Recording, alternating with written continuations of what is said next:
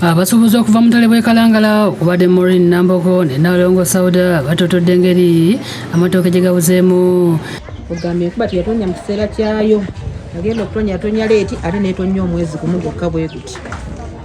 Kati ne kireetawo enjala amangu, ekyengera kyabadde mu kitono nnyo kati ate bwe yaweddemu neggweeramu ddala kati ate abageetaaga bangi.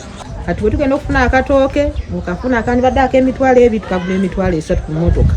Ate tulwanira kalwanire. Buli ayina emmere agiseera batugamba gye balijja yafuuse yabbeewo.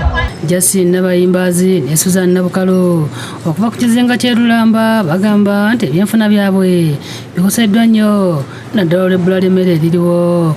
Luli emmere twagifunanga wadde yabanga ya bbeeyi, naye nga tugifuna nejja tooke ne bw'olisuubula ebbeeyi ng'olitetenkanya, naye kati enjala tetulaba wadde omuno gw'ettooke nerye twagulanga ebbeeyi tetuliraba. Kati tuli awo bwe tutyo mu mbeera enzibu ennyo. Navudde mazzi nze wa mukyalo eno okufuna mmere naye sisobodde kufunawo wadde omunwe n'obuki n'ogumu.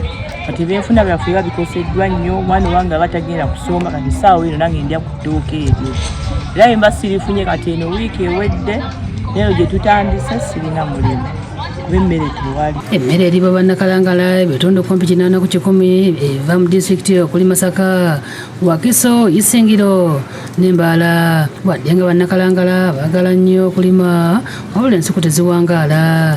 Francis Xavier Musoke, omusomesa omukugu mu by'obulimi mu ttendekero lya Sese Farm Institute agamba nti wadde nga bannakalangala bangi bafubye okulima wabula ensuku zaabwe teziwangaala olw'okubulwa obukugu. Tebabirime ku mutindo bagulikacho officers extension officers bandibadde bongeramu amaanyi ne bayigiriza abalimi abeewadde okulima emmere ne balima ekivaayo. Musoke ayogedde nti ettaka ly'e Kalangala okubeera ery'omusenyu saako abantu okweyongera obungi kyekirese ebbula ly'emmere. Kati abantu beeyongera obungi ate ng'ebirimibwa bitono kibeera tekivaayo nnyo. Kakati bw'otambula ng'oyita mu Kalangala ojja olaba ng'ebyali ebibira byafuuka binazi. Abantu ne bava mu kulima ebitooke mu nnimiro zino ezaffe ezeetadde ate ne badde mu kulima ebinazi. Kati abalima ebinazi babajja abakozi babajja ku lukalu ababaleeta kuno. Kati ffe abaaliko abatonotono emmere yabanga ng'etumala naye kati bonna byeyongerako obungi n'ebeera ng'emmere temala. Ekiseera kino abali mu butale bakyabuliddwa kibasaako kubanga n'abamu ku balimi abatonotono ensuku zaakalira dda.